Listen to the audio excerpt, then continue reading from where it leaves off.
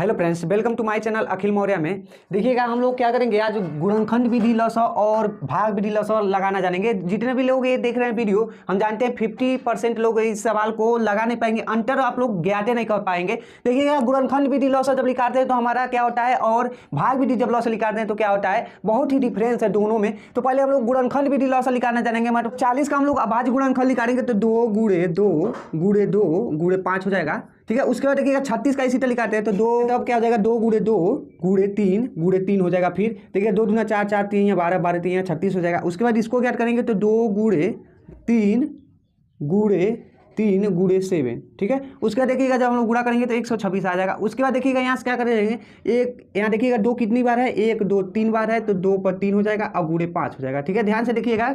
उसके बाद देखिए यहाँ 2 कितनी बार है, 2 बार है तो 2 के पावर 2 हो जाएगा और गुणे यहाँ देखिएगा 3 2 बार है तो 3 के पावर 2 हो जाएगा। उसके बाद देखिएगा इसको तो 2 एक ही बार है तो एक बार लिख लीजिए और गुणे 2, यहाँ 3 देखिएगा 2 बार फिर आ गया है तो 3 को 2 बार लिख लेंगे और गुणे 7 है तो 7 लिख लेंगे। अब देखिएगा ध्यान से, यहाँ ही खेल है। अब गुणनखंड विधि में क्या होता है, जिसका पावर जितना ज़्यादा रहता है उसको लिख लेते हैं यहाँ।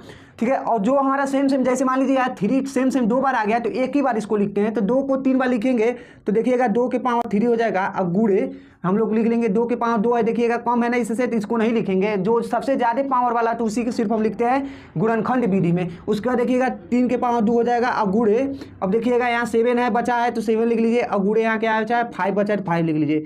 देखिएगा यहाँ से क्या हो जाएगा, 2 के पावर 3 का मतलब 8 हो गया और इसका मतलब 9 हो गया। 8 गुणे 9 देखिएगा इतना हो गया, 7 5 35 हो जाएगा, 35 लिख लीजिए इसको। और देखिएगा 9 8 72 और 72 का गुणा जब हम क्या करेंगे 35 में कर देंगे तो हमारा आ जाएगा हमारा 25 20 हमारा राइट आंसर। ठीक है, अब देखिएगा हम लोग क्या करेंगे, भाग विधि लसअ निकाल के देखते हैं उसका आंसर हमारा कितना आता है।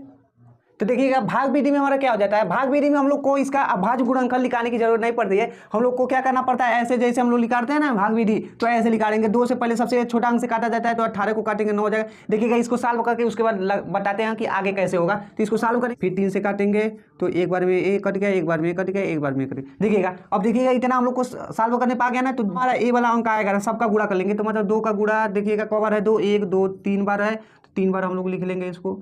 और गुणे 3 को बार है, 2 बार है तो 2 बार लिख लेंगे इसको।